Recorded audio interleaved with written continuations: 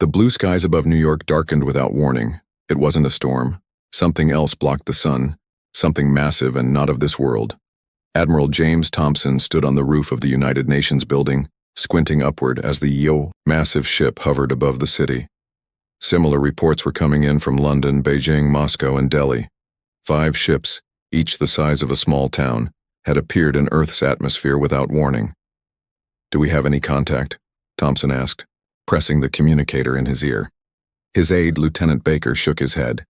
"Nothing, sir. We've tried all frequencies. They're not responding." Thompson frowned. Humanity had long prepared for this moment, first contact with alien life. But no one expected it to happen like this, with massive warships appearing unannounced. "Over major cities, keep trying," he ordered, "and get me a direct line to the president." In the control room 12 floors below, Dr. Anna Wilson worked frantically to analyze the strange energy readings coming from the alien vessels. She had spent her life searching for signs of extraterrestrial intelligence, but now that they were here, a sense of dread filled her stomach. "These readings don't make sense," she muttered to her team. "They're building up power, but for what?" She got her answer 3 minutes later. The first beam struck the center of Central Park, vaporizing everything within a half-mile radius. The blast wave shattered windows across Manhattan, sending deadly glass shards flying through crowded streets. Before anyone could process what had happened, a second beam hit the financial district. Similar attacks began in every city with an alien ship hovering above it. No warning. No demands. Just destruction. "This is not first contact," Thompson said grimly as he watched the devastation unfold on monitors. "This is an invasion." Within the first hour, over 2 million people died worldwide. Military forces scrambled to respond, but conventional weapons seemed useless against the alien ship's advanced shielding technology. In the Pentagon's Emergency Command Center, General Frank Morris slammed his fist on the table. "We need to hit them with everything we've got, nuclear options included." "That would kill millions of our own people," the Secretary of Defense argued. "They're already killing millions," Morris shot back. "And they won't stop until we show them. We can fight back." The President gave the order. Despite the terrible cost, humanity would not surrender without a fight. What happened next surprised everyone, especially the aliens. Major Marcus Reed led the first successful counterattack from Edwards Air Force Base in California. Instead of targeting the alien ship directly, Reed noticed a pattern in their attack sequence. There was a 3-second vulnerability in their shields when they fired their main weapon. "All squadrons, target point Alpha 7 when I give the mark," Reed ordered his pilots. "Wait for them to charge their weapon. Hit them precisely when they fire." 20 fighter jets waited in position. When the alien ship began its next attack run, they struck simultaneously at the exact moment of shield weakness. The explosion wasn't large, but it damaged one of the ship's engines. Black smoke poured from the wound as the massive vessel tilted awkwardly in the sky. "It worked," someone shouted over the comm channel. Reed remained focused. "Again, same target. Don't get cocky." The second strike hit harder. The alien ship began to lose altitude, crashing into the empty desert miles from any population center. Similar tactics were quickly shared with military forces worldwide. By the end of the first day, humanity had managed to bring down 3 of the 5 alien ships. The cost was tremendous. Nearly 15 million dead, major cities in ruins, and the environment damaged by both alien weapons and the desperate nuclear strikes that followed. But something unexpected happened. The remaining 2 alien ships retreated to high orbit, apparently shocked by Earth's resistance. "They didn't expect us to fight back effectively," Dr. Wilson observed as she studied readings from the damaged alien ship in the California desert. "They thought this would be easy." While the world began to assess the damage, a small alien craft detached from one of the remaining ships. It descended rapidly, landing near the research facility where Wilson and her team had gathered.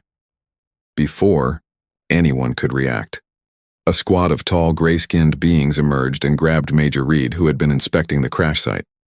They disappeared back into their craft, which shot into the sky before fighter jets could respond. "They took him," Lieutenant Baker reported to Admiral Thompson. They took Reed. Thompson's face hardened. Then they're not just invaders. They're kidnappers too.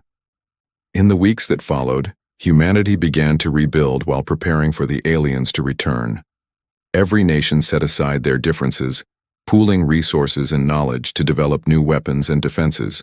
The crashed alien ships provided valuable technology that scientists like Dr. Wilson worked day and night to understand. 3 months after what became known as the First Wave, a discovery changed everything. In a secure underground lab beneath the Rocky Mountains, Wilson managed to activate a communication device from one of the alien ships. "It's some kind of recording," she told Admiral Thompson as they watched holographic images of the aliens speaking in their strange, clicking language. "I think it's their mission briefing before they attacked Earth." Though they couldn't understand. The words, the images showed maps of Earth with certain regions highlighted, mostly areas rich in rare minerals and water. They didn't come here for conquest, Wilson realized. They came here for resources. We're just in their way. Thompson nodded grimly. Then we need to make sure we're too much trouble to be worth it when they come back. And they would come back. Everyone knew that. The question was how much time humans had to prepare. In orbit around Mars, hidden from Earth's detection, Major Marcus Reed awoke in a small cell aboard the alien mothership. His captors studied him daily, astonished by human resilience and adaptability. What they didn't realize was that Reed studied them too, memorizing their language, technology, and weaknesses. "You primitive species surprised us," the alien commander told him through a crude translation device. "But the Crescent Alliance has conquered hundreds of worlds. Your resistance is temporary." Reed didn't respond, but inwardly he smiled. These aliens had made a critical mistake. They had judged humanity by its technology, not by its spirit, and they had taken him alive instead of killing him, giving him the chance to learn about them. One day, he promised himself, he would escape. He would return to Earth with knowledge that might save his species. Because if there was one thing he had learned about these aliens, it was that they always finished what they started. Earth had won the first battle, but the war was just beginning. 5 years passed since the first wave attack. Earth had changed dramatically. Where once stood hundreds of nations with their own agendas and armies, now stood a united planet under the Earth Defense Coalition. Old enemies worked together. Borders became less important and humanity focused on a single goal: survival. Admiral Thompson stood at the window of the new Global Defense Headquarters built into Mount Everest. The facility had been designed to withstand any attack from above. Through the reinforced glass, he could see the massive construction projects that dotted the Himalayan range: weapon platforms, shield generators, and research facilities. "Admiral, you need to see this," Lieutenant Baker said, interrupting his thoughts. Now a full commander, Baker had become Thompson's right hand in the years since the attack. Thompson followed him to the central command room where Dr. Anna Wilson waited. Her hair had more gray now, and permanent dark circles rested under her eyes, the result of working almost non-stop for 5 years. "I've done it," she said, unable to hide her excitement. "I've cracked their language." She activated a holographic display showing strange symbols that shifted and changed. The alien language, what we now know is called Crescent Standard, works on 3 levels simultaneously. It's not just sound, but also light patterns and electromagnetic signals. That's why our initial translation attempts failed. Thompson studied the display. "Can we communicate with them now?" "Better than that," Wilson replied. "I can translate everything we recovered from their ships, including their databases, tactical information, and military communications." Baker whistled. "That's a game changer." "There's more," Wilson continued. "We received a transmission from Mars orbit an hour ago. It was weak, encoded in their language, but with a human pattern." She looked up at Thompson with hope in her eyes. "It's Reed. He's alive, and he's coming home." 3 days later, Thompson stood in a secure hangar beneath the Rocky Mountains. A small alien craft had been detected entering Earth's atmosphere, evading detection until the last possible moment using technology far beyond human capabilities. It had transmitted a single message in the alien's language: "Friendly. Reed returning. Do not shoot." The craft landed smoothly. Its door opened with a hiss, and out stepped a man who barely resembled the Major Marcus Reed who had been taken 5 years ago. He was thinner, his hair completely gray despite being only 38 years old. Strange metallic implants were visible at his temples and along his left arm. "Admiral," Reed said, his voice hoarse from disuse. "Permission to return to duty." Thompson stepped forward and embraced the man, protocol forgotten. "Welcome home, son." After medical examinations confirmed Reed was indeed human and not carrying any alien bioweapons or tracking devices, he met with Earth's Leadership Council. The story he told changed their understanding of the threat they faced. "They call themselves the Crescent Alliance," Reed explained, pointing to a holographic map of the galaxy. "They control about 30% of our galaxy, mostly in this spiral arm. They're not a single species, but a coalition of 8 different alien races united under a central government." Wilson leaned forward. "And their interest in Earth?" "Resources, primarily. Our planet has an unusually high concentration of rare elements they need for their technology. But there's more to it." Reed's face darkened. "In their culture, expanding territories is how they measure success. They're constantly looking for new worlds to claim." "Did they know we were here, that Earth was inhabited?" asked General Morris. Reed nodded. "They knew. They just didn't care.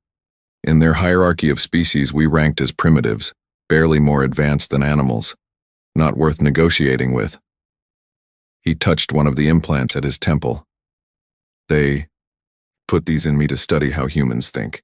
They were shocked by how quickly I adapted, how fast I learned their language and technology." "What happened during your captivity?" Thompson asked gently. Reed's eyes showed a flash of pain before he continued. "I was kept on their command ship orbiting Mars. They thought they'd broken me, turned me into a cooperative test subject. I played along, gaining their trust while learning everything I could. When they finally let me work as a maintenance technician, I spent months planning my escape." He pulled a small data crystal from his pocket. "I stole this before I left.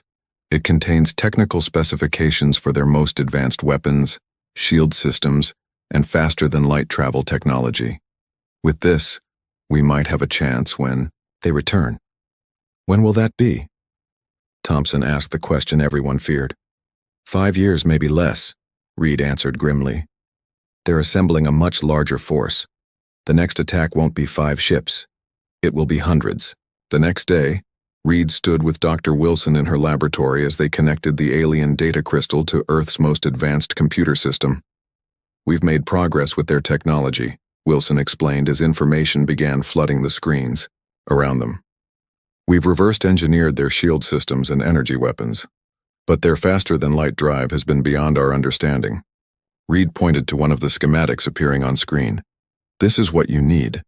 Their FTL drive works by creating a quantum bubble that exists partially outside normal spacetime. It doesn't move the ship through space. It moves space around the ship." Wilson stared at the equations with wonder. "This changes everything. With this technology, we could build our own starships." "We'll need them," Reed said, "because there's something else I learned during my captivity. Earth isn't alone in being targeted by the Crescent Alliance. There are dozens of other worlds facing the same threat, some fighting back, others already conquered." Over the following months, Reed worked closely with scientists and military leaders, sharing everything he had learned. Earth's defense platforms were upgraded with more powerful weapons. A prototype gravity cannon was built that could theoretically tear apart an alien ship from the inside. And deep beneath the Pacific Ocean, engineers began construction on humanity's first faster-than-light capable vessel. During this time, Reed frequently found himself working alongside Dr. Wilson. Despite the constant pressure and looming threat, they developed a close friendship. She was one of the few people who didn't treat him differently because of his implants or his time with the aliens. "Sometimes I wonder if I'm still human," Reed admitted to her one night as they worked late in the lab. "They changed parts of me, I think, in their language sometimes." Wilson placed her hand on his. "You're human where it counts, Marcus. You came back to help us. That took courage no alien could understand." "They underestimate us," Reed said. That's their weakness. They think in terms of technology levels and resources. They don't understand human determination or creativity. Wilson smiled. Then we'll show them. 6 months before the estimated return of the Crescent Alliance, Earth completed its orbital defense grid, a network of 300 platforms armed with gravity weapons, energy cannons, and missile systems. The first human starship, named Defiance, was ready for its test flight. And deep in secure facilities around the world, thousands of soldiers trained with new weapons designed to fight the aliens on the ground if necessary. Admiral Thompson stood with Reed on the observation deck of the lunar base, looking back at Earth. From here, the planet seemed peaceful, its blue oceans and white clouds showing no sign of the frantic preparations below. Do you think we have a chance? Thompson asked. Reed considered the question carefully. They're coming back with more ships, more advanced weapons. By all logical calculations, we should lose. He turned to face the Admiral. But they don't understand what they created when they attacked us.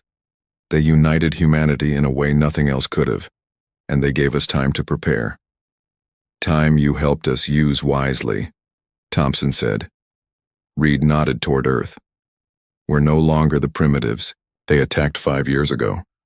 We've learned their language, their technology, their weaknesses, and most importantly, Reed's eyes hardened with determination, we've learned that they can bleed. As if answering his words, a distant flash appeared near Mars. The early warning system immediately blared an alarm throughout the base. The second wave had arrived. The alarm echoed through the lunar base as Reed and Admiral Thompson rushed to the command center. Massive holographic displays showed the approaching alien fleet. Not 5 ships as before, but over 200 vessels of various sizes surrounding. A central command ship 3 times larger than anything seen in the first wave. They're not wasting time, Thompson said, watching as the fleet accelerated toward Earth. All defense stations, this is Admiral Thompson. Battle positions, this is not a drill. Across Earth's orbit, the 300 defense platforms powered up their weapons. On the ground, civilians moved into underground shelters built during the 5-year preparation period. Military forces took their positions at key strategic locations. Reed studied the approaching formation with experienced eyes. They're using standard Crescent Alliance attack pattern. The smaller ships will form a protective screen while the larger vessels position for planetary bombardment. Just like you predicted, Thompson nodded. Let's hope our countermeasures work as well. Dr. Wilson joined them, bringing up additional tactical displays. The gravity weapons are charged and ready. Remember, we only get one surprise. Thompson turned to the communications officer. Patch me through to all Earth forces. When the connection was established, his voice rang out to every soldier, pilot, and civilian worker involved in Earth's defense. 5 years ago, they came to our world believing we were easy prey. They killed millions before we drove them away. Today, they return thinking their numbers will make a difference. They're wrong. We have studied them. We have prepared for them. We know their weaknesses. Today, we show the galaxy that humanity will never be victims again. Stand firm, fight smart, protect our home.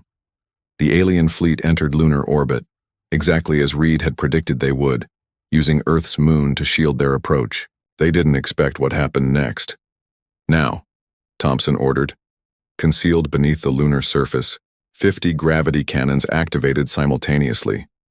These weapons, based on alien technology but refined by human ingenuity, didn't fire energy or projectiles. Instead, they created localized distortions in gravitational fields. The effect was devastating. 20 alien ships at the front of the formation were caught in suddenly warping gravity wells. Metal hulls crumpled like paper as gravitational forces thousands of times normal pulled in conflicting directions. Ships collided with each other, their own engines tearing them apart as they fought against the impossible forces. For a moment, silence filled the command center as everyone watched the destruction unfold. Then a cheer erupted. They're breaking formation, Reed observed. They didn't expect us to have this technology. The remaining alien fleet scattered, then regrouped, adjusting their approach to avoid the lunar gravity weapons. As they neared Earth, they faced the full orbital defense grid. All platforms engage at will, Thompson ordered. Space lit up with energy beams, missile contrails, and explosions as Earth's defenses met the alien attack head-on. The Crescent Alliance had superior numbers, but Earth had the advantage of fighting, from prepared positions with weapons specifically designed to counter alien technology. On the main display, Reed watched as alien ships tried to penetrate the defense grid. "They're adapting quickly," he warned. "Their flagship is coordinating new attack patterns." "Can we target their command ship?" Thompson asked. Wilson shook her head. "It's staying behind the main fleet, protected by their strongest shields." "Then, we stick to the plan," Thompson decided. "Defense grid, maintain position. Defiance, you are cleared to launch." From a hidden base beneath the Pacific Ocean, Earth's first starship rose. Unlike the massive alien vessels, Defiance was small and sleek, designed for speed and stealth rather than overwhelming firepower. Its mission wasn't to engage the fleet directly, but to target the one weakness Reed had discovered during his captivity. Captain Laura Miller guided Defiance through the chaos of battle, using the ship's advanced stealth systems to avoid detection. "Approaching position," she reported, "ready to execute Phase 2. While the aliens focused on breaking through Earth's orbital defenses, they failed to notice the small human ship slipping past their formation. Defiance approached the massive flagship from below, targeting a specific section Reed had identified, the central communication array that coordinated the entire fleet. "We're in position," Miller reported. "Deploying payload," Defiance released. Dozens of small drones that attached themselves to the flagship's hull. These weren't weapons, but specialized signal disruptors designed to infiltrate the alien communication systems. In the Lunar Command Center, Wilson monitored the operation. "Disruptors online. Initiating signal override. Now." For 3 critical seconds, the alien fleet lost all communication with their command ship. In those seconds, Earth's defense grid concentrated all firepower on specific weak points in the alien formation. 30 more enemy ships were destroyed or disabled before they could reorganize. "It's working," Thompson exclaimed. "Their coordination is failing." But the Crescent Alliance wasn't defeated so easily. The flagship quickly adapted, switching to backup communication systems. The remaining ships, still over 100 strong, regrouped and pressed their attack with renewed determination.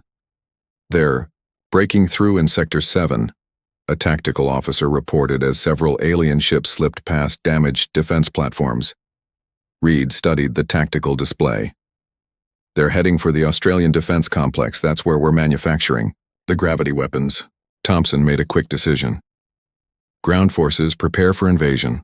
All available air support to Australian sector." The battle shifted to Earth's surface as 5 alien landing craft descended through the atmosphere. They landed in the Red Desert of Central Australia, deploying ground forces to attack the heavily fortified human facility. General Morris commanded the ground defense from a bunker beneath the complex. "All units engage according to training protocols. Remember, these aren't invincible gods, they're aliens who can die just like anyone else." The fighting was intense. Alien soldiers used advanced energy weapons and power armor, but humans had spent years preparing for this exact scenario. Soldiers equipped with reverse-engineered alien technology held defensive positions around the facility, while armored vehicles counterattacked from hidden bunkers. What surprised the aliens most wasn't the human technology, but their adaptability.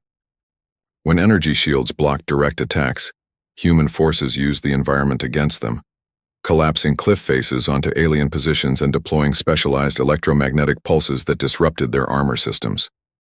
In orbit, the battle continued. Earth's defense grid was taking heavy damage, but inflicting significant losses on the alien fleet. Defiance continued its hit-and-run attacks, targeting enemy communications and sensors. 5 hours into the battle, the tide began to turn. The alien fleet, having lost nearly half its ships, altered its strategy. A single large vessel broke through the weakened defenses and positioned itself above the Australian complex.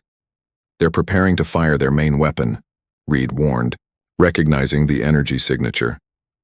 "If that hits the facility, All our ground forces will be lost. Thompson faced an impossible choice. Divert orbital defenses to protect Australia, leaving other regions vulnerable, or sacrifice the complex and everyone defending it. Before he could decide, Captain Miller's voice came through the comm system. Defiance moving to intercept. We have one gravity torpedo remaining.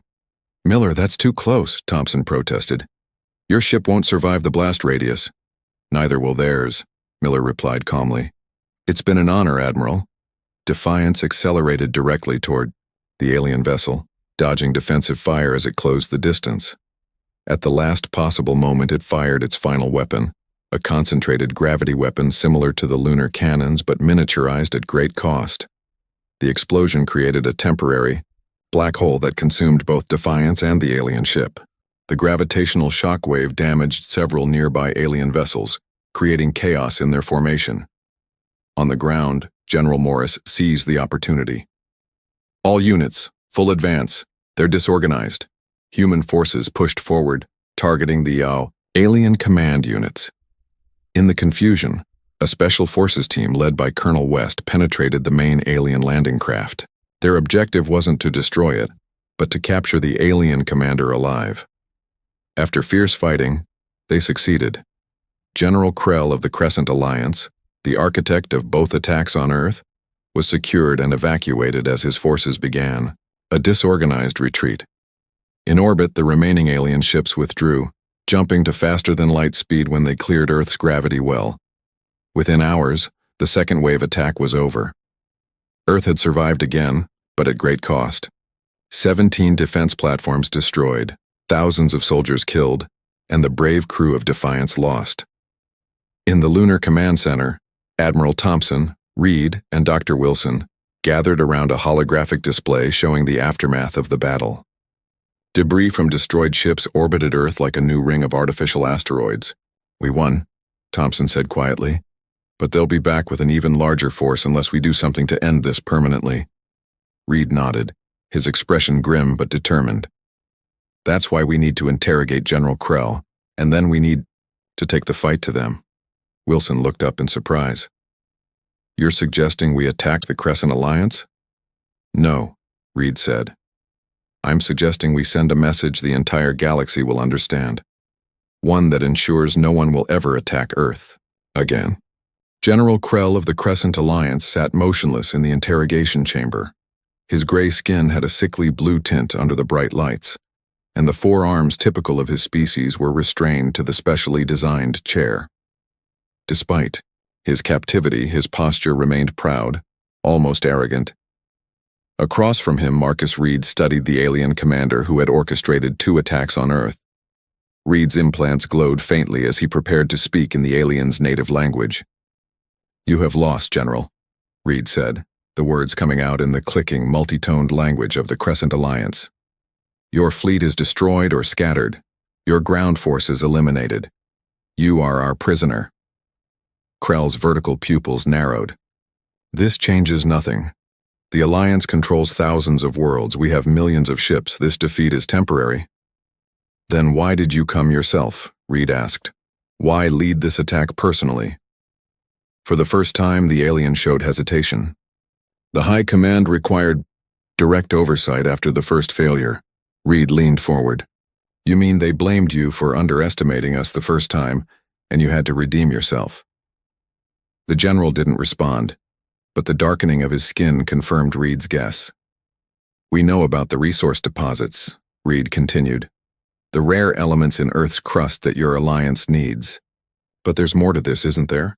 Something you're not telling us. Admiral Thompson and Dr. Wilson watched the interrogation from behind a one-way glass window. He's good, Thompson remarked. The implants help him read their physiological responses. Wilson nodded. It's more than that. Reed thinks like them now, understands their culture and hierarchy. He knows exactly which buttons to push. Inside the chamber, Krell finally spoke again. Your world is uniquely positioned. The space around your solar system creates a natural faster-than-light pathway. Control of this region would reduce travel times across 1/4 of the galaxy. A strategic location, Reed translated for the benefit of the humans monitoring the conversation. "You are primitives sitting on valuable territory," Krell said dismissively. "The natural order is for advanced civilizations to claim such resources." Reed smiled thinly. "Yet twice now these primitives have defeated your forces. It changes nothing." Krell's voice rose, the translator rendering his agitation clearly. "The Alliance will send another fleet, larger than before, and another after that. We do not stop until we claim what we want." "Unless the cost becomes too high," Reed suggested. Krell made a sound that the translator interpreted as laughter. "What cost could primitives like you possibly impose that would deter the mighty Crescent Alliance?" Reed stood. "That's what we're going to show you." 3 days later, in a secure facility beneath the Rocky Mountains, Earth's Leadership Council gathered to hear Reed's proposal. The room was tense as he outlined his plan. "The Crescent Alliance respects only one thing: power," Reed explained. "As long as they believe they can eventually wear us down, they'll keep coming. We need to demonstrate that attacking Earth comes with consequences no civilization can afford." Dr. Wilson brought up a holographic display of the galaxy, highlighting a specific star system. "This is Krell's home system containing the Alliance's central government world, Crescia Prime." "You're suggesting we attack their home world?" General Morris asked, leaning forward with interest. "Not exactly," Reed said. "What I'm proposing is more decisive." He nodded to Wilson, who zoomed the display in on the system's star, a stable, yellow sun similar to Earth's. "Using the data we've gathered and the technology we've developed, we can construct a device that can destabilize a star's fusion process," Reed explained.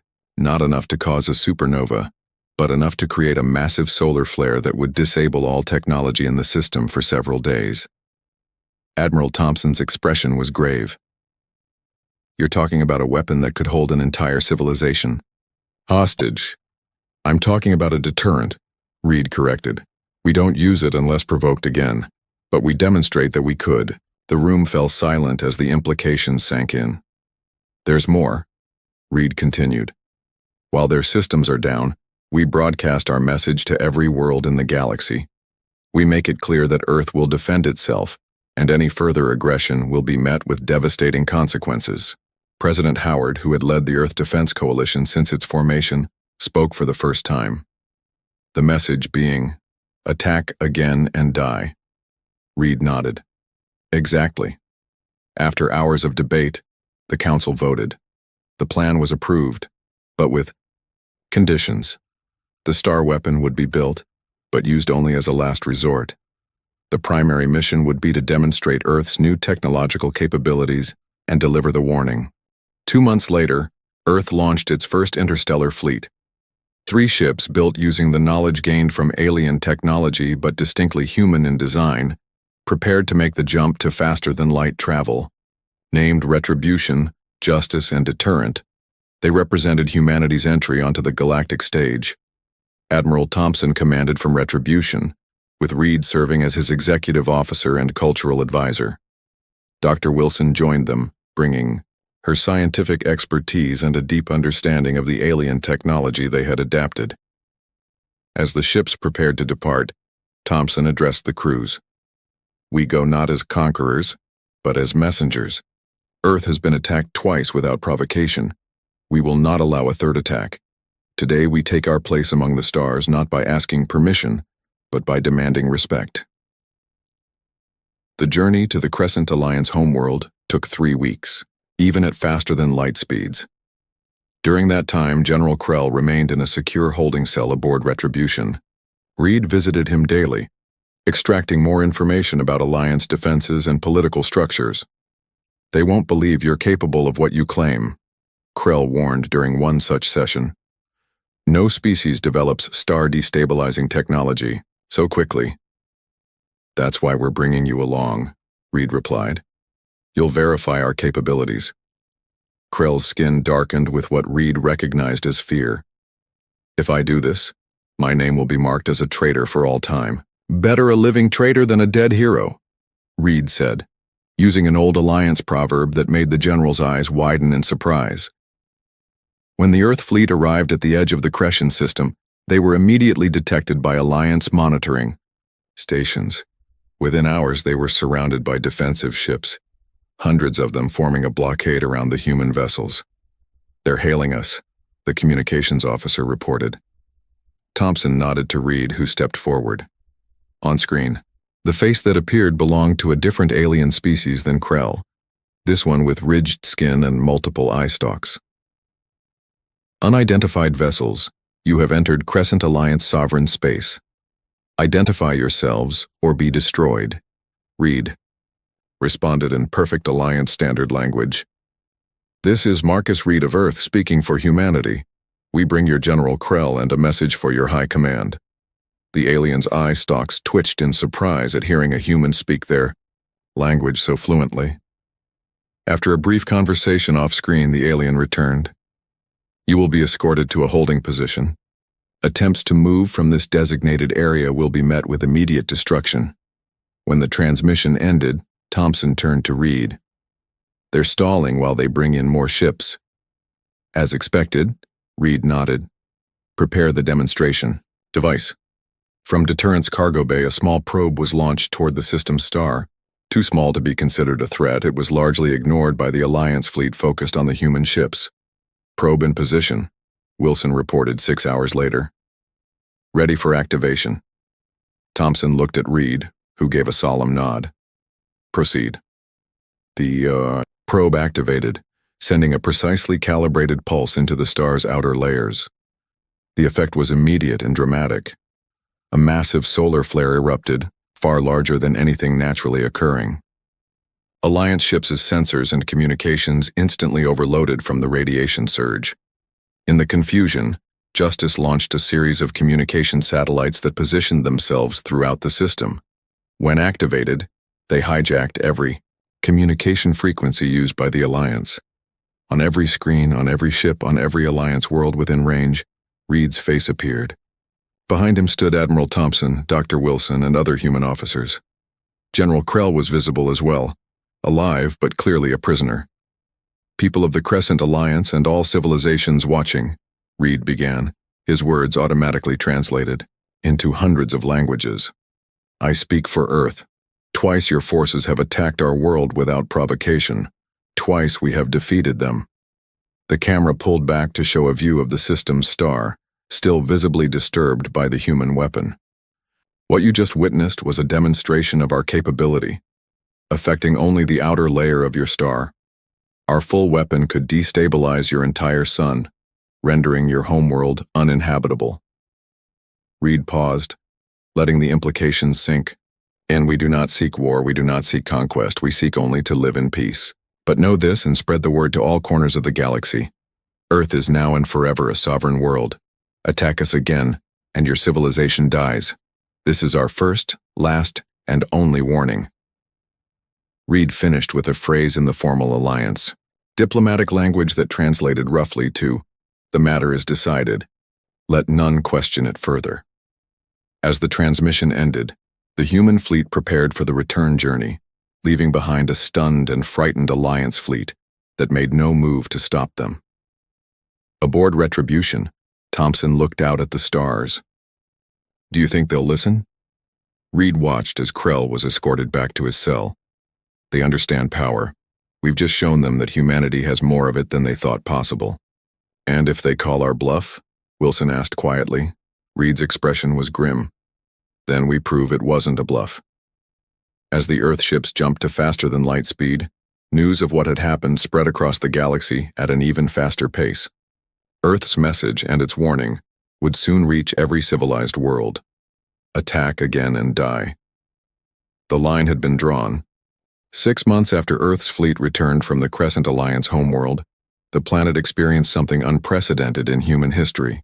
Silence from the stars. No threats, no approaching fleets, no alien aggression of any kind. Just an uneasy quiet that spread across the solar system. Admiral Thompson stood in the newly constructed Earth Embassy, a massive structure built in what was once the devastated center of New York City. Through the tall windows he could see the rebuilt skyline, now featuring architecture influenced by recovered alien technology, buildings that seemed to defy gravity, transportation tubes that glowed with energy, and defense systems disguised as artistic installations. "Any word from our monitoring stations?" Thompson asked Reed, who had just entered the room. Reed shook his head. "Nothing direct, but our long-range sensors are picking up a lot of activity at the edge of our detection range. Ships approaching, then turning away. They're curious, but afraid." Dr. Wilson joined them, bringing data tablets filled with reports. "The star-stabilizing technology is working perfectly," she said. "We've managed to help 3 threatened systems already." This had been an unexpected development. After demonstrating their ability to destabilize a star, Earth scientists had also developed the technology to do the opposite, to calm solar activity and prevent natural stellar disasters. It was a perfect balance, the power to destroy matched by the power to save. "How are the diplomatic preparations coming?" Thompson asked. Reed pulled up a holographic display showing dozens of alien species in their known territories. "We've identified 27 civilizations that have either been threatened or attacked by the Crescent Alliance. 7 have already sent encrypted messages requesting dialogue." "And the Alliance itself?" Wilson asked. "Still silent officially," Reed replied. "But according to our intelligence network, their high command is in chaos. Krell's return with our message sparked a political crisis. Half their leadership wants to gather an overwhelming force to attack us again. The other half argues it's not worth the risk." Thompson studied the galactic map thoughtfully. "They're used to being the strongest power in this sector. We've challenged that position, which is why we need to move forward with the next phase," Reed said. 1 week later, the Earth Embassy hosted its first official galactic diplomatic reception. Representatives from 12 different species arrived in ships that kept a respectful distance until given explicit permission to approach. The memory of what happened to the Alliance fleet was still fresh in everyone's mind. President Howard greeted each delegation personally, with Reed serving as translator and cultural advisor. The scene was extraordinary. Beings of all shapes, sizes, and biological compositions gathered in a human building, cautiously examining their hosts. "We welcome you to Earth," President Howard said as the formal proceedings began. "For too long our world remained isolated, unaware of the wider galactic community. Our introduction was through violence, but our path forward need not be." The translator devices converted his words into the appropriate languages for each delegation. The response from the alien representatives was a mixture of curiosity and wariness. A tall, crystalline being stepped forward. According to Reed's briefing, this was Ambassador Linar of the Vestin Collective, one of the older civilizations in the sector. "Earth has demonstrated remarkable power," Linar said, light pulsing through its crystalline form as it spoke. "The question that concerns many worlds is how you intend to use this power." President Howard nodded to Reed, who took over the response. "Earth seeks 3 things," Reed said, speaking in the formal diplomatic language he had learned during his captivity. "First, recognition of our sovereignty and our right to exist undisturbed. Second, fair access to interstellar trade and knowledge exchange. Third, the establishment of mutual defense agreements with peaceful worlds." This last point caused a stir among the gathered representatives. A delegation of small, furry beings, that Reed had identified as Morathi, conferred among themselves before their leader spoke. "The Crescent Alliance has dominated this sector for centuries," the Morathi representative said. "They have taken our outer colonies, imposed unfair trade terms, and threatened worse if we resist. What you suggest would challenge their authority directly." "Their authority was challenged the moment they attacked Earth and failed," Reed replied. "Twice." The room fell silent at this reminder. Ambassador Linar's crystalline form glowed brighter. "What exactly are you proposing, humans?" President Howard stepped forward again. "A new alliance. Not one based on conquest and subjugation like the Crescent Alliance, but one founded on mutual respect and protection. Any world that wishes to join will receive Earth's guarantee of defense against aggression." "With what fleet?" asked another representative. "You have demonstrated impressive technology, but the Alliance has thousands of warships." Admiral Thompson activated a holographic display showing Earth's orbital shipyards. Dozens of vessels were under construction, each incorporating the best of human innovation and adapted alien technology. "We're building," Thompson said simply, "and we learn quickly." 2 years passed. Earth's diplomatic initiative, which became known as the Terran Protective Coalition, grew to include 37 worlds. Each member contributed resources, knowledge, and in some cases military assets to the common defense.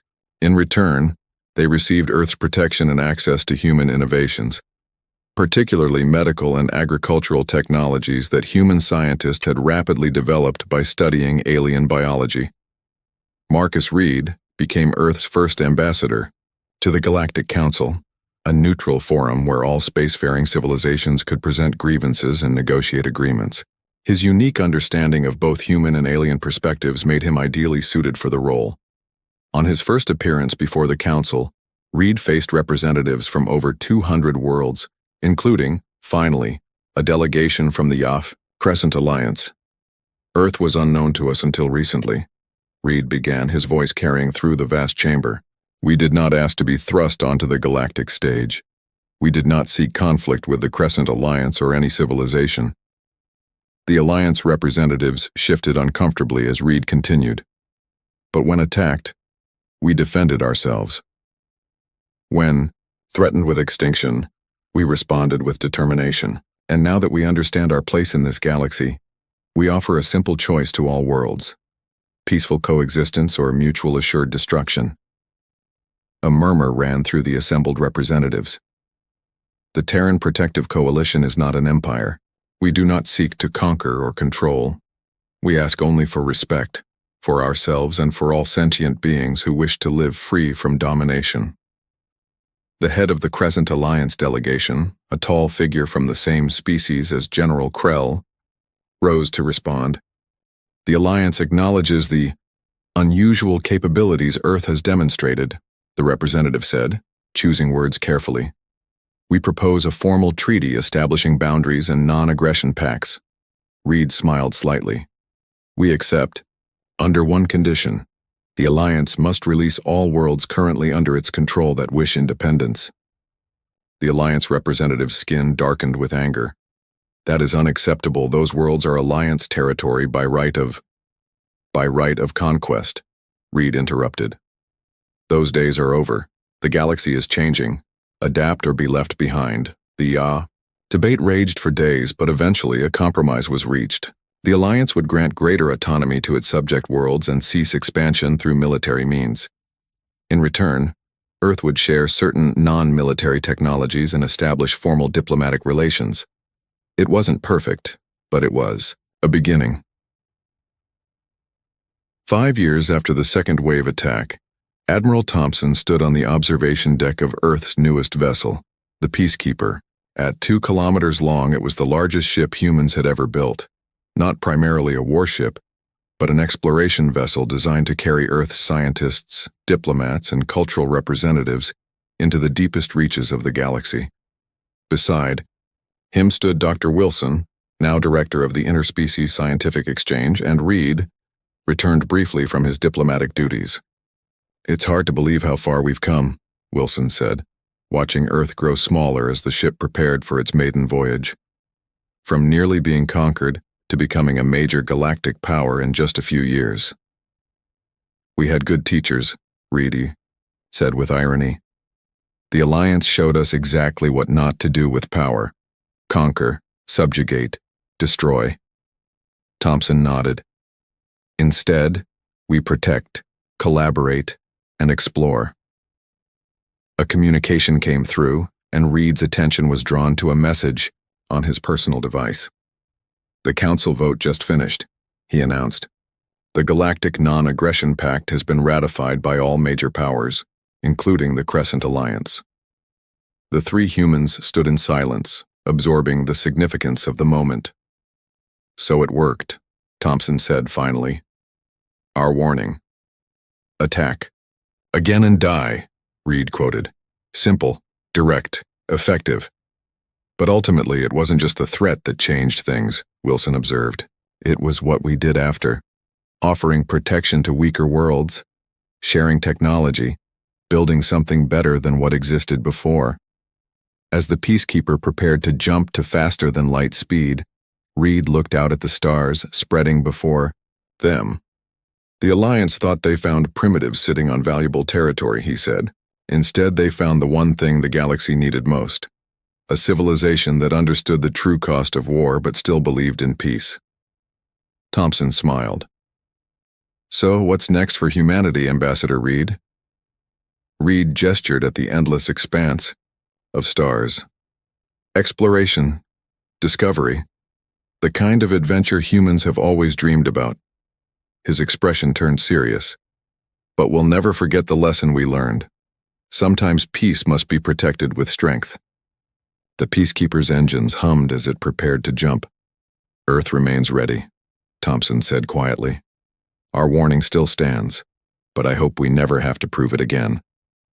The ship leapt into faster-than-light travel, carrying humanity's representatives, deeper into the galaxy than they had ever gone before, not as conquerors but as protectors and explorers. Behind them, Earth stood secure, a beacon of both warning and hope to the stars. The galaxy had learned its lesson. Earth would defend itself and its allies without hesitation or mercy if attacked. But it would also extend friendship and protection to those who sought peaceful cooperation. Attack again and die. A simple message that had changed the course of galactic history and humanity's destiny among the stars. The massive Council space station hung like a gleaming jewel against the velvet black of space. Its spiral arms stretched for miles, housing representatives from the 12 most powerful species in the known galaxy. Lights twinkled across its surface, marking the countless windows and docking bays where ships from 100 worlds came and went. Among them, looking small and almost primitive by comparison, was the human diplomatic vessel Horizon.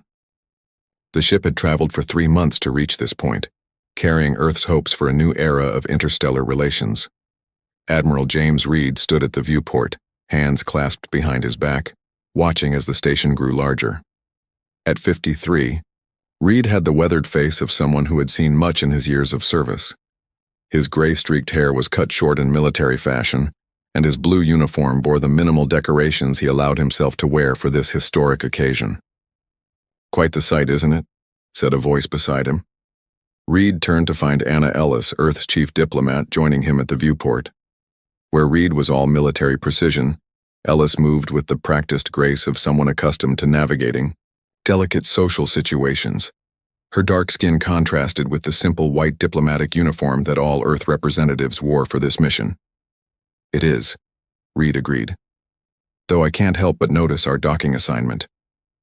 Ellis followed his gaze to where their ship was being directed, far from the central hub in what appeared to be a maintenance sector. "First impressions," she said with a tight smile. "We knew this wouldn't be easy." Reed nodded. Humanity had achieved faster-than-light travel only 30 years ago, at least as far as the galaxy knew.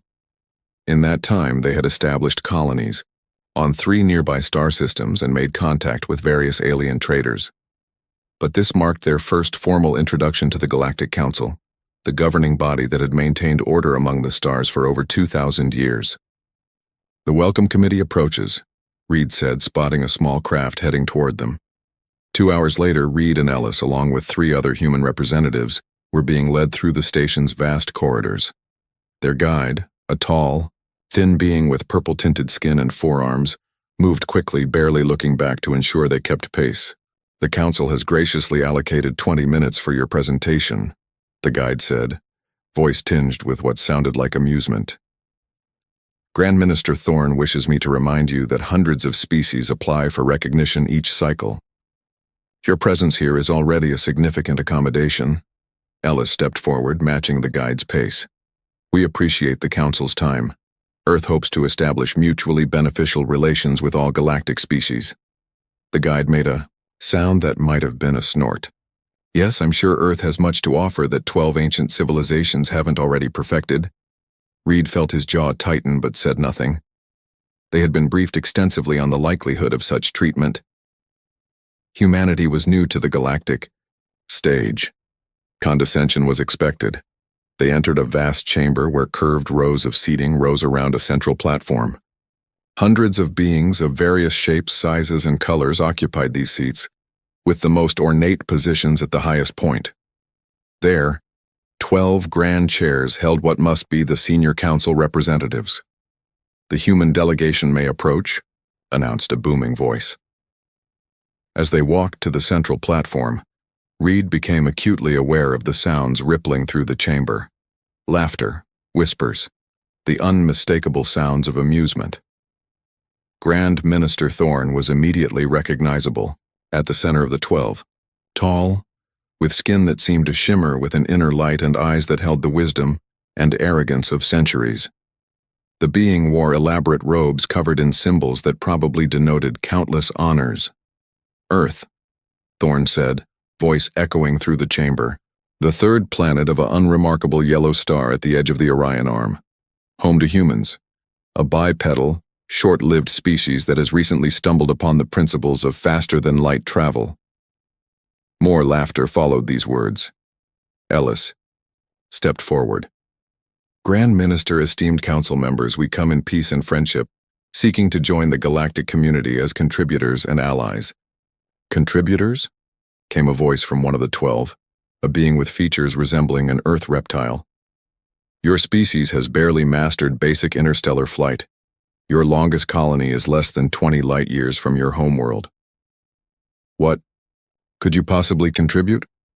Reed watched as Ellis maintained her diplomatic smile despite the open mockery. "Earth has unique perspectives and technologies that—" "Technologies?" interrupted another council member. This one appeared almost gaseous, contained within what looked like a floating environmental suit. "Our observers report your vessels still use reaction thrusters for sublight maneuvering. Most advanced species abandoned such inefficient methods millennia ago," Reed finally spoke up. "Different paths of development often lead to unique solutions. Earth's isolation has fostered innovation in unexpected areas." This statement was met with what could only be described as the alien equivalent of eye-rolling. "Grand." Minister Thorn raised a hand for silence. "Let us proceed with formalities. The human delegation may present their case for recognition." Ellis activated a small holographic projector, displaying images of Earth and its colonies. As she began her carefully prepared presentation, Reed noticed many council members turning to their neighbors, making gestures that seemed dismissive or amused. Halfway through Ellis's explanation of Earth's proposal for trade routes, Thorn interrupted. "Let us be direct," the Grand Minister said. "Your species is young, your territory minimal, your technology primitive. The Council is willing to grant Earth provisional status as a protectorate." "Protectorate?" Reed questioned, feeling a chill. "Yes. You would benefit from our guidance and protection. In exchange, the Council would establish oversight of your colonies and resource development. A modest tribute of 30% of your world's mineral and biological resources would be required, of course." Ellis maintained her composure, though Reed could see the tension in her shoulders. "With respect, Grand Minister, Earth seeks recognition. As an independent member, not a protectorate." Laughter erupted again, louder this time. "Ambitious for such a young species," commented one of the 12. This one with multiple eye stalks that swiveled independently. Thorn made a gesture that silenced the chamber. "There is another matter. Our intelligence suggests your military leaders speak of some ancient threat lurking in dark space. You come before us with warnings as well as requests, do you not?" Reed stepped forward. "Our deep space observers have detected unusual energy signatures beyond the galactic rim, patterns that suggest—" "Superstition and paranoia," interrupted Thorn. "Common among species new to the stars. The galaxy has been mapped and monitored by the Council for thousands of years. There are no hidden threats lurking in the void." More laughter followed, and Reed felt his patience wearing thin. "We simply suggest that combined investigation would benefit—" "Enough," Thorn said, raising a hand. "The Council has heard sufficient. You will be provided with the terms of protectorate status. Your delegation has 3 standard days to accept or reject our generous offer." As they were escorted from the chamber, Ellis maintained perfect diplomatic posture until they reached the privacy of their assigned quarters. "Well," she said finally, "that went about as expected." Reed moved to the communications terminal. "I need to contact Earth immediately." "They're probably monitoring everything we say," Ellis warned. "I'm counting on it," Reed replied, entering his security codes. "It's time Earth showed its hand." Ellis watched him, understanding dawning on her face. "You think it's time for Operation Sunburst?" Reed's expression was grim. "They're not just mocking us, Anna. Did you notice how quickly they dismissed our warnings? How eager they are to establish oversight of our worlds. You think they know something? I think they see us as the next easy target." Reed finished entering his access codes. "President Wells needs to know what we're dealing with. The Council isn't looking for allies, they're looking for subjects." As the secure channel established, Reed looked out at the glittering expanse of the station, where countless alien representatives continued their business, likely already forgetting the amusing humans and their quaint presentation. "They're laughing at us now," he said quietly. "Let's see how long that lasts." The Situation Room deep beneath the Rocky Mountains was silent as the encrypted transmission from Admiral Reed played. The room held 12 people, Earth Security Council, who watched with grim expressions as Reed described the meeting with the Galactic Council. When the transmission ended, President Wells stood up. Unlike most politicians of past eras, Wells was a former military commander who had led Earth's first interstellar mission. Gray hair framed a face marked by both wisdom and determination. "So," Wells said, "they laughed at us just as we expected." General Marcus Stone, head of Earth's Defense Forces, nodded. "And they want 30% of our resources as tribute. Classic extortion disguised as protection." Dr. Keller, the Council's science advisor, pulled up a holographic display. "More concerning is their dismissal of our warnings about the dark space anomalies. Either they're hiding something, or they genuinely don't know." "My bet is they know," said Stone. "The question is, do we reveal our true capabilities now?" President Wells walked slowly around the table. "For over a century, we've hidden our advances. Since the first alien probe was discovered in Antarctica in 2089, Earth has presented itself as less developed than we truly are." The display changed to show the solar system. Scattered throughout were thousands of small dots, each representing a component of humanity's secret. "The supernova fleet," Wells said quietly. 10,000 warships hidden throughout our system. Another 5,000 in our colony systems. All invisible to even the most advanced scanning technology we've encountered. Stone stepped up to the display. "Our intelligence agents embedded in alien trading posts have confirmed that the Council's behavior toward us matches their historical pattern. They identify resource-rich worlds with developing species, offer protection, then gradually increase demands until the species is effectively enslaved. Or worse," added Dr. Keller. "We've tracked several cases where planets accepted protectorate status, only to suffer mysterious natural disasters a few decades later, when they began showing signs of advancement that might challenge Council authority." President Wells returned to the head of the table. "Admiral Reed has requested activation of Operation Sunburst. Opinions?" The room erupted in discussion. Some argued for patience, for gathering more intelligence. Others insisted immediate action was necessary. "The Council is already preparing," said Stone, cutting through the debate. "Our deep space sensors detected a fleet assembling near the Arcturus relay point.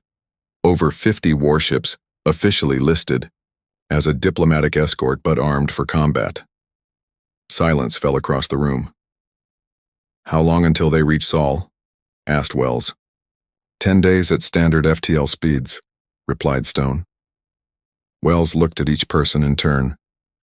"A century ago, our ancestors made a choice.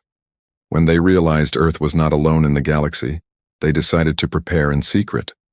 They built ships and hid them. They developed technologies and concealed them. Generation after generation maintained the deception, knowing someday we would need every advantage we could get." The president's eyes hardened. "I think that day has come." Back on the council station, Ellis walked carefully through the busy market district. She had been granted limited access to public areas, a supposed courtesy that felt more like an opportunity for various alien species to stare at the primitive human. She had nearly reached her destination when someone bumped into her. "Apologies," said a voice, soft and melodic. Ellis looked up to see a humanoid figure with pale blue skin and large, gentle eyes. The alien wore the simple gray uniform of station support staff. "No harm done," Ellis replied. The alien hesitated. "You are from Earth." "I am. My name is Anna Ellis." "I am called Marsh," the alien said, glancing around nervously. May I speak with you somewhere private?" Ellis studied the alien carefully. Her security training assessed the risk. Marsh was smaller than her, apparently, unarmed, and seemed genuinely anxious rather than threatening. "There's a viewing area this way," Ellis suggested, "usually quiet this time of station day." The viewing area was indeed empty, a small platform overlooking the vast central hub of the station. Stars were visible through the massive transparent dome above. "You should be careful," Marsh said once they were alone. "The council is not what it appears." Ellis kept her expression neutral. "What do you mean?" "I work in the historical archives. I've seen the patterns." Marsh's voice dropped to barely above a whisper. 6 times in the last 500 years, species have approached the council much as yours has. All were offered protectorate status. "And?" Ellis prompted when Marsh paused. "All accepted. All provided resources and territory. All were promised eventual full membership." Marsh's large eyes blinked rapidly. "Within 50 years, each homeworld suffered catastrophic natural disasters. Asteroid impacts, solar flares, tectonic destabilization." Ellis felt a chill despite the station's controlled temperature. "Are you suggesting the council deliberately—" "I can prove nothing," Marsh interrupted. "I can only show you the pattern. The council allows developing worlds to advance to a certain point, extracts what resources it can, then eliminates potential future rivals." "Why tell me this?" Ellis asked. "You're risking a lot." Marsh looked out at the stars. "Not all species in the galaxy agree with the council's methods. Some of us believe in true cooperation. My people, the Valens, were nearly exterminated 1,000 years ago for opposing council policies. Now we serve, watching and waiting." Ellis's communication device vibrated subtly against her wrist. A message from Reed. "Return to ship immediately. Developments from Earth." "I have to go," she said. Marsh pressed a small data chip into Ellis's hand. "Historical records. Things not found in the public archives. May they help your people avoid the fate of others." General Stone stood in the command center of Ceres Base, the largest hidden facility in the solar system. Carved into the heart of the dwarf planet, the base served as the central hub for the supernova fleet's operations. Around him, officers and technicians worked at their stations, monitoring the status of thousands of vessels throughout the system. On the main display, a red dot moved steadily toward Sol, the council's approaching fleet. "Status report," Stone ordered. Commander Hayes stepped forward. "All fleet elements report ready, sir. Stealth systems functioning at optimal levels. The enemy remains unaware of our presence." Stone nodded. "And the new intelligence from the council station?" "Admiral Reed's transmission included data from an insider source," Hayes said. "It confirms our suspicions. The council has a pattern of eliminating potential rivals after extracting resources from their worlds. So they plan to bleed us dry, then arrange an accident for Earth," Stone said grimly. "It appears so, sir." Stone studied the tactical display. Scattered throughout the solar system were thousands of green dots, each representing a vessel of the supernova fleet. Some hidden in asteroid fields, others concealed within the atmospheres of gas giants. Many more drifting in the vast emptiness of the Oort cloud, their advanced stealth systems making them invisible to standard scans. For a century, humanity had built this fleet in secret. While showing the galaxy a handful of newly developed colony ships, they had constructed an armada that could rival any in known space. "We've received the authorization code from President." "Well," said Hayes, "Operation Sunburst is a go." Stone took a deep breath. 100 years of preparation, of secrecy, of presenting a false face to the stars, all coming down to this moment. "Send the activation signal to all fleet elements," he ordered. "Begin power-up sequences but maintain stealth protocols. When the Council fleet enters the outer system boundary, we'll spring the trap." Throughout the solar system, hidden ships received their orders. Reactor cores that had lain dormant for years began to hum with energy. Weapon systems initiated. Self-checks. Crews that had trained endlessly for this day moved to battle stations.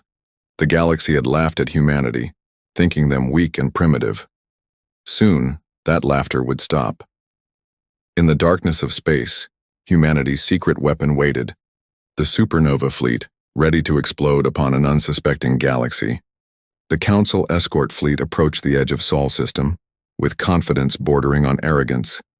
50 warships, sleek, powerful vessels painted in the 12 colors of the dominant species, moved in perfect formation.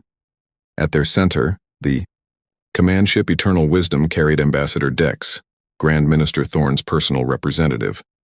On the bridge of the Eternal Wisdom, Ambassador Dex reviewed the mission briefing one final time. A tall being with silver-scaled skin and six-fingered hands, Dex had overseen a dozen Protectorate acquisitions in his long career. "Status report," he ordered. His second-in-command, a reptilian officer named Krell, approached with a datapad. "We will reach Earth's outer defense perimeter in 30 minutes.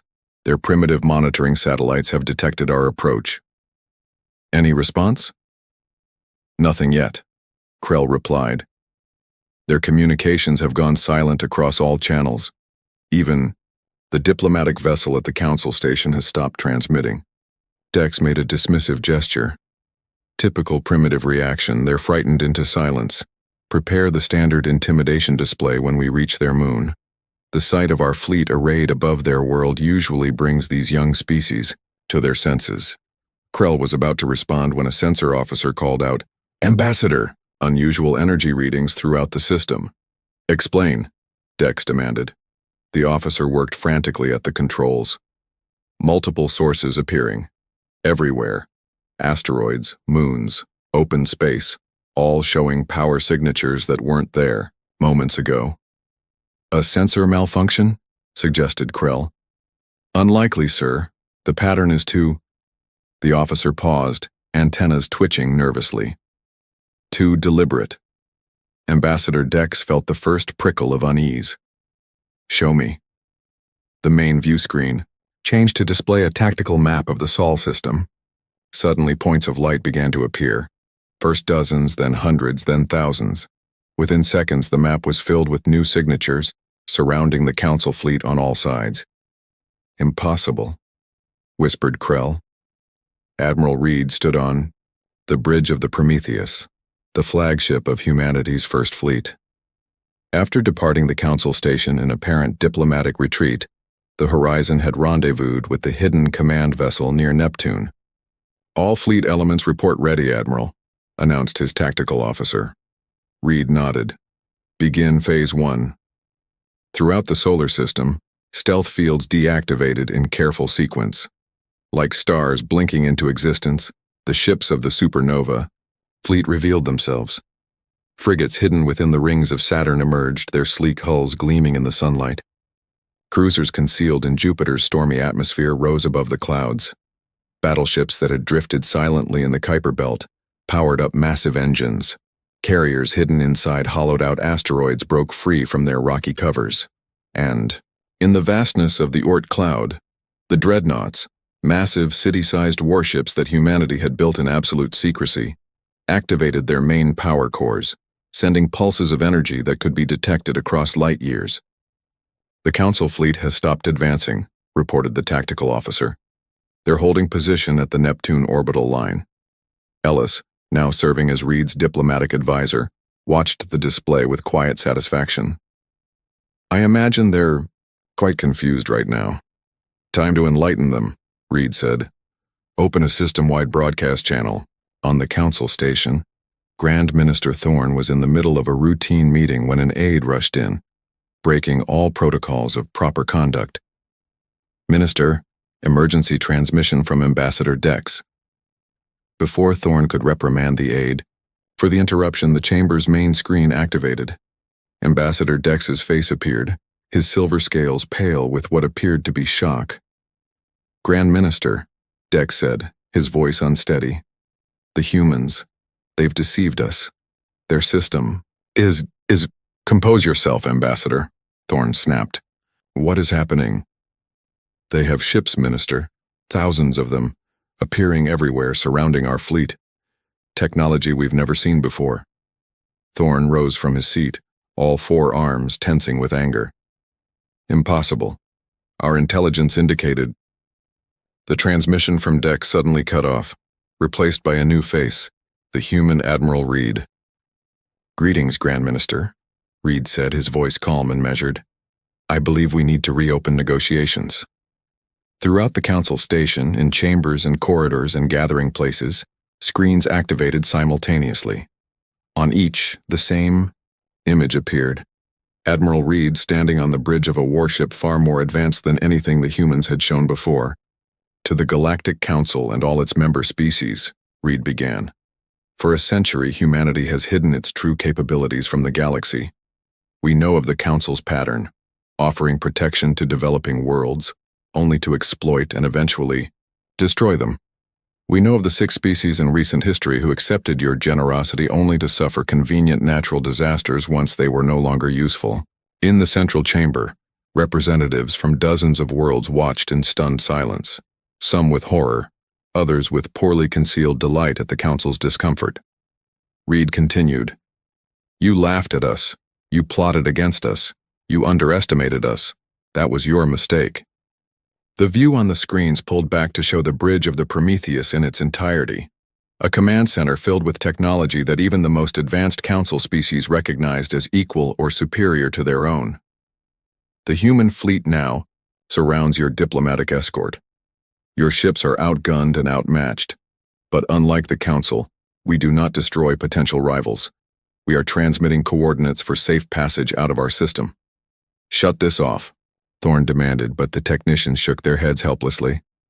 The signal is overriding all our systems, one explained. Reed's voice continued, reaching every corner of the station.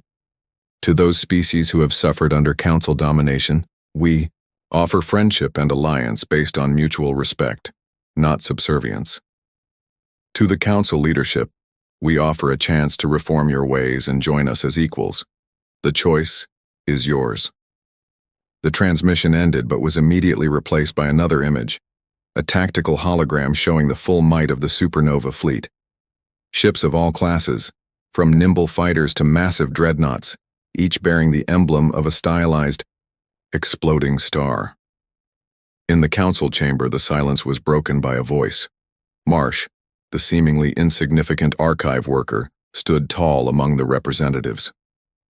The humans speak the truth, Marsh declared. The Valen's archives contain records of the Council's elimination of potential rivals, records we've kept hidden for our own survival. Other voices joined, representatives of smaller, oppressed species who had long suspected the Council's darker actions, but never dared speak out. Grand Minister Thorne, seeing his authority crumbling, turned to his most loyal allies. Prepare your war fleets, he ordered quietly. This human deception cannot go unpunished. Back in Sol's system, Ambassador Dex faced a difficult decision. His fleet was surrounded, with human warships holding position at strategic points to prevent escape, except through their designated corridor. Your orders, Ambassador? Asked Krell. Dex stared at the tactical display, counting the human ships, vastly outnumbering his own fleet, many showing power signatures suggesting weapons beyond Council technology. We withdraw, he said finally, through their designated corridor. And then? Dex's silver scales darkened with barely controlled rage. And then we prepare for war. These humans have not just challenged the Council, they've humiliated us before the galaxy. As the Council fleet began its retreat, Admiral Reed watched from the Prometheus Bridge. "They're taking the exit route," reported his tactical officer. Ellis stepped closer to Reed. "This is just the beginning, isn't it?" Reed nodded grimly. "We've won the first battle without firing a shot, but the war—" He looked at the retreating Council ships. "The war has just begun." Across Earth and its colonies, citizens watched as humanity revealed its true strength to the stars. President Wells addressed the people from the underground command center. "For 100 years we prepared in secret while presenting a humble face to the galaxy. Today, we have shown that humanity will not be consumed like those who came before us. We never wanted war, but we have always been prepared for it." 3 weeks after humanity's dramatic revelation, the galaxy was in turmoil. The Council's unified front had cracked, with member species taking different positions on how to respond to Earth. Some called for immediate war to crush the human deception. Others urged caution, impressed by the technological prowess humanity had demonstrated. On the Council station, Grand Minister Thorne faced the first serious challenge to his leadership in centuries. The central chamber, once a place of ordered procedure, now echoed with angry voices and competing demands. "Order!" Thorne shouted, his patience wearing thin. "The Council will have order." Gradually the noise subsided. Thorne looked around at the representatives, noting which species seemed supportive and which hostile. "The humans have revealed themselves as deceivers," Thorne said. "For a century, they hid their true capabilities building a war fleet while pretending to be a developing civilization. Such treachery cannot go unpunished." A representative of the Valens, Marsh's people, stood up. "And what of the Council's own deceptions? The natural disasters that conveniently eliminated rising species after they were stripped of resources?" Murmurs spread through the chamber. Such accusations had never been spoken openly before. "Baseless conspiracy theories," Thorne dismissed with a wave of his hand. "The Council protects the galaxy. Sometimes protection requires difficult decisions." "The humans claim they only want peace," said another representative from a species known as the Kalari. "Perhaps we should open genuine negotiations." Thorne's inner eyelids flickered with annoyance. "While we debate, the humans prepare. Already, 7 species have announced treaties with Earth, breaking their Council obligations. The Grav Dominion has requested permission to take military action to protect Council interests." "The Grav want war," objected the Valens representative. "They always have." "The Grav understand strength," Thorne countered, "and how to use it when necessary." After hours of debate, a vote was taken. The Council remained divided, but a narrow majority supported military action. Not a formal declaration of war, but security operations to contain human aggression. As the session ended, Thorne met privately with the Grav commander, General Vex. The Grav were massive beings with thick armored skin and a warrior culture that dominated 100 worlds. "You have authorization to conduct limited operations," Thorne told Vex. "Begin with their outer colonies. Test their defenses, their response times. Find weaknesses." Vex's mouth, a horizontal slit beneath 4 yellow eyes, twisted into what passed for a smile among his kind. "It will be done, Minister. The humans have ships, yes. But do they have the will to use them? We shall see." At Proxima Centauri, humanity's oldest colony world, morning broke across the capital city of New Hope. 30 years of development had transformed what began as a simple outpost into a thriving community of 500,000 people. Governor Taylor stood at the window of his office, looking out at the city's clean streets and elegant buildings. A century of preparation had not just created the supernova fleet. It had also ensured that when humanity finally spread to the stars, they did so efficiently and effectively. His assistant entered the office. "Governor, we've received a priority message from Earth Command. Deep space sensors have detected a fleet approaching the system, not on any registered flight path." Taylor's expression hardened. "How long?" 6 hours until they reach our outer defenses." Taylor nodded. "Implement Security Protocol Alpha. Begin civilian evacuation to the shelter complexes, and notify Commander Park that her fleet should prepare to receive visitors. Hidden in orbit, around Proxima Centauri's ice giant, the warships of the Supernova Fleet's 3rd Battle Group had been on high alert since the revelation. 25 vessels from frigates to the battleship Defiance maintained their positions, sensors scanning the darkness between stars. Commander Park, a veteran of countless training exercises but never actual combat, stood calmly on the bridge of the Defiance.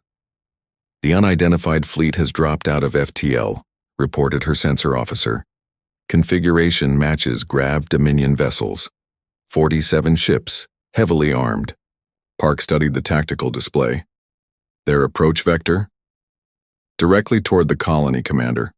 No attempt at stealth or evasion. They expect an easy victory, Park said, more to herself than to her crew. They think we're untested. She tapped her command console. All ships, this is Commander Park. The Grav have come to test us. Let's show them what humanity can do. General Vex observed the human colony from the bridge of his flagship, the Subjugator.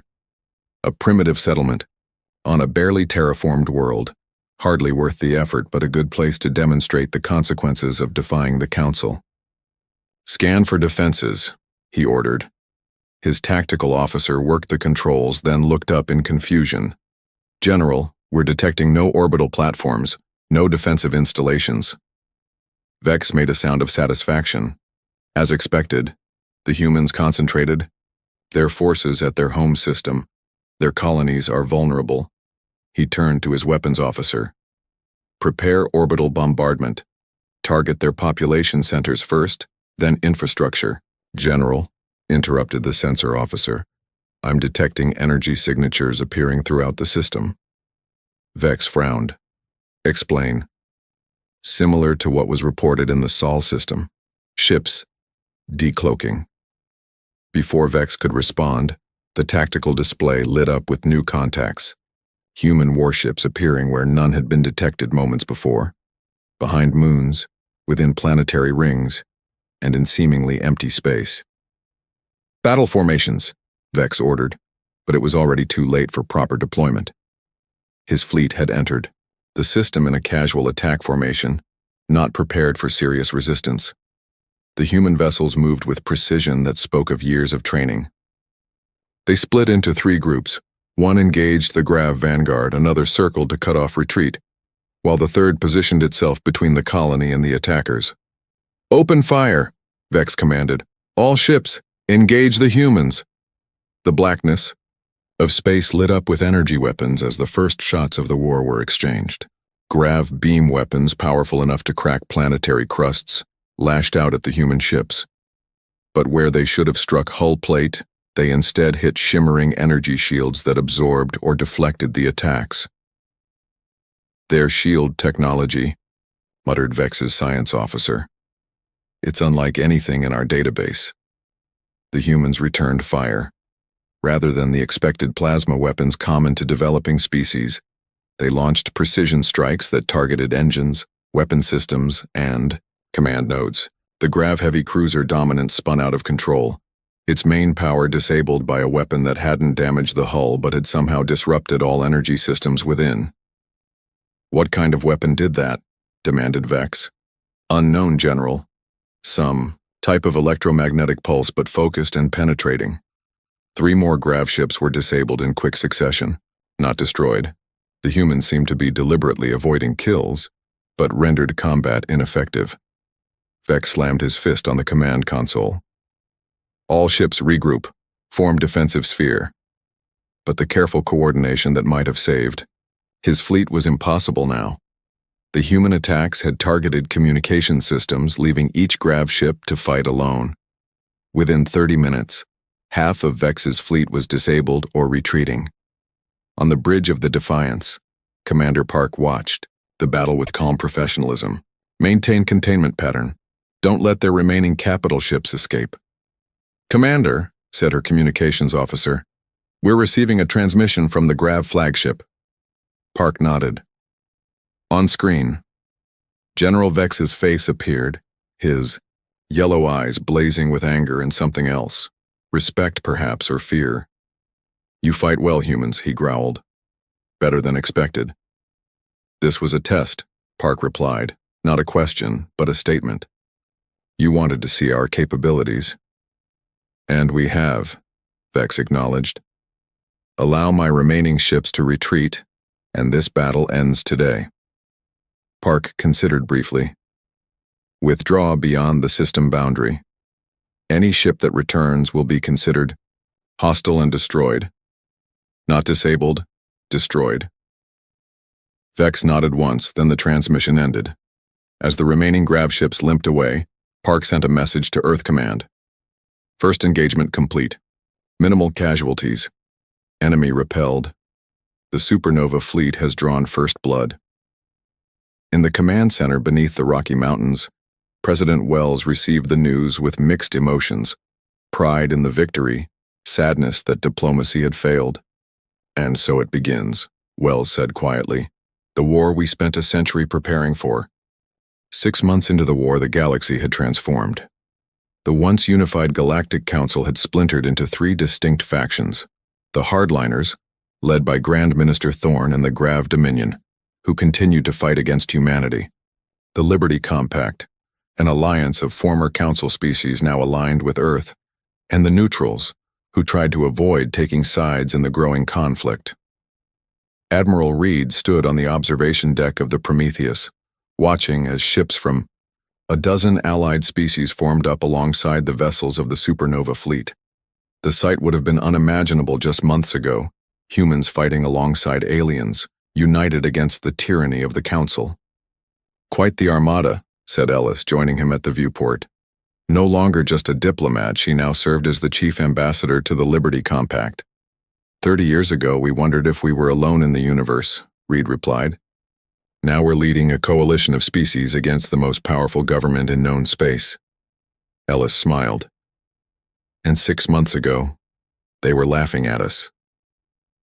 The Prometheus was currently stationed at Arcturus Gate, a strategic nexus point where multiple hyperspace lanes converged. Whoever controlled this region could rapidly deploy forces to a dozen different star systems, which was why both sides were determined to claim it. Reed's communications officer approached. Admiral, President Wells is ready for the briefing. In the ship's secure conference room, a holographic projection of President Wells appeared, looking tired but resolute. Admiral, Ambassador, Wells greeted them. I've just finished reviewing the latest intelligence. The Hardliners are planning something big. We've detected unusual movements near the Sirius corridor, Reed confirmed. The Grav are assembling their main battle fleet, and they've been joined by several other Council loyalist forces. They're also deploying new weapons, added General Stone, joining the conversation from Ceres base. Our intelligence suggests they've activated technologies previously banned by the Council's own laws. Wells nodded grimly. Specifically Starkillers, weapons capable of inducing premature nova events in main sequence stars. A heavy silence fell over the conference room. They wouldn't, Ellis said finally. Even the Hardliners must realize that.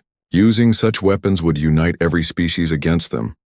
Desperation makes for dangerous enemies, Stone replied. The Grav have lost every major engagement with our forces. Thorn's leadership is being questioned openly now. They need a decisive victory. Or a decisive atrocity, Reed said quietly.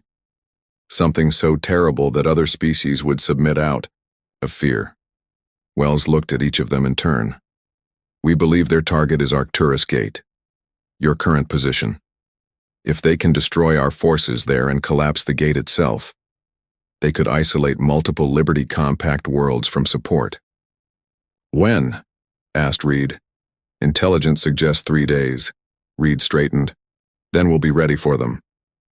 On the Council station, now half empty as numerous species had withdrawn their representatives, Grand Minister Thorn met with General Vex in a heavily guarded chamber. The weapons are ready? Thorn asked. Vex nodded. 3 Starkillers as requested. Once deployed, they will destabilize the Arcturus star within hours. Nothing within the system will survive. And the human fleet? Our intelligence confirms they are gathering at Arcturus Gate, along with their Allies. Vex spoke the last word with disgust. Thorn's four arms moved in a complex gesture of satisfaction. You understand what is at stake. The Council has maintained order for 2,000 years. We cannot allow a species that lied about its capabilities for a century to destroy everything we've built. The humans must be taught their place, Vex agreed. This will break their coalition. When other species see that we can destroy entire stars, they will return to the Council's protection. Proceed with the operation, Thorn ordered. Show no mercy. At Arcturus Gate, Reed had positioned his forces in a defensive formation around the massive artificial structure that regulated hyperspace travel between star systems. Ships from Earth, the Valens, and half a dozen other former Council species stood ready. All ships report combat ready, Admiral, said his tactical officer. Reed nodded. And our special preparations? In place, sir. Operation Starshield is ready to implement on your command. For weeks, human scientists had worked alongside their alien allies, developing countermeasures to the rumored star killers. It was a technology humanity had considered and abandoned a century ago. Too destructive, too uncertain, too likely to create galactic instability. We've received the latest intelligence update, reported the communications officer. The hardliner fleet has departed Sirius. They'll arrive within hours. Reed turned to Ellis. Contact our allies. Make sure everyone understands the stakes. If the hardliners deploy star killers here and succeed, no world will be safe. The battle began conventionally. Enough. The hardliner fleet, over 200 vessels, dropped out of hyperspace at the edge of the Arcturus system. The Liberty Compact forces, slightly fewer in number but with superior positioning, held their defensive formation. For an hour, the two fleets exchanged fire at long range, probing defenses, testing weaknesses. Several ships on both sides were damaged, but the lines held. Then, as human intelligence had predicted, the hardliners changed tactics. 3 massive vessels, unlike any standard warship, moved forward from the center of their formation. Star killers detected, announced Reed's tactical officer, voice tight with tension. Reed stood from his command chair. All ships, execute Operation Starshield. Authorization Reed Alpha 7. Throughout the Liberty Compact fleet, specially, modified vessels moved into new positions, forming a complex three-dimensional pattern around the star. Each activated unusual devices attached to their hulls, technology that humanity had developed decades ago but never deployed. On the main, hardliner vessel, General Vex watched with confusion as the human fleet rearranged itself. What are they doing? He demanded. His science officer studied the readings. Unknown, General. They appear to be generating some kind of field around the star. Irrelevant. Deploy the star killers. The 3 specialized vessels moved closer to Arcturus's sun, each extending massive energy collectors designed to tap into and destabilize the star's fusion processes. Star killers at deployment range, reported Vex's weapons officer. Activating now. Energy beams lanced from the star killers toward the sun's churning surface. For a moment, it seemed the attack would succeed. The star's output fluctuated, radiation levels spiked, and the surface began to roil unnaturally. But then something unexpected happened. The devices deployed by the Liberty Compact fleet activated simultaneously, creating a shimmering energy web around the star. The destabilizing beams from the star killers hit this web and dissipated. What's happening? Vex demanded. Why isn't it working? The humans, his science officer replied in disbelief. They've created some kind of stabilization field.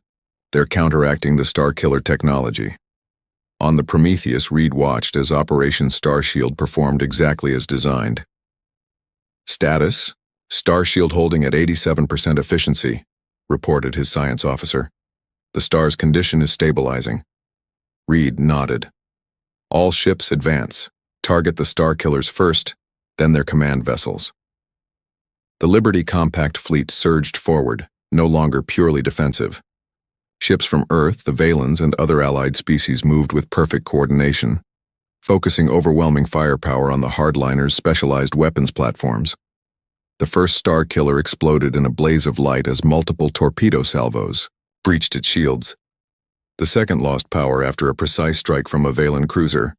The third managed to withdraw but was cut off from the main hardliner fleet. General Vex watched in disbelief as his supposedly unstoppable weapons were neutralized within minutes. All ships hold position. Prepare for... He never finished the order. A precision strike from the Prometheus disabled the subjugator's main bridge, cutting off command. Without leadership facing a technology they didn't understand that had negated their ultimate weapon, the hardliner fleet began to fragment. Some ships continued fighting. Others attempted to retreat. Many simply surrendered when faced with the coordinated attacks of the Liberty Compact forces. 2 days later, representatives from across the galaxy gathered on a neutral station to discuss terms. Grand Minister Thorn, stripped of his position by a vote of no confidence, was absent. In his place stood a coalition of former council species, now ready to rebuild galactic governance on more equal terms. President Wells addressed the gathering. The attempt to use star killers marks a line that should never have been crossed. But from this darkness comes an opportunity to create a new galactic community based on mutual respect rather than domination. Admiral Reed and Ambassador Ellis stood among representatives from 24 species, many of which had been oppressed under the old council.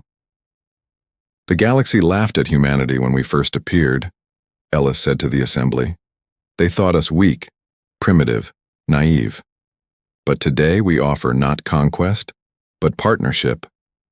Not revenge, but reconciliation. Reed looked out at the representatives, beings of every shape, size, and evolutionary background. A century ago, when we discovered we were not alone, humanity prepared for the worst. We built fleets and weapons, hid our capabilities, prepared for war. But what we truly sought was simply the right to exist freely among the stars.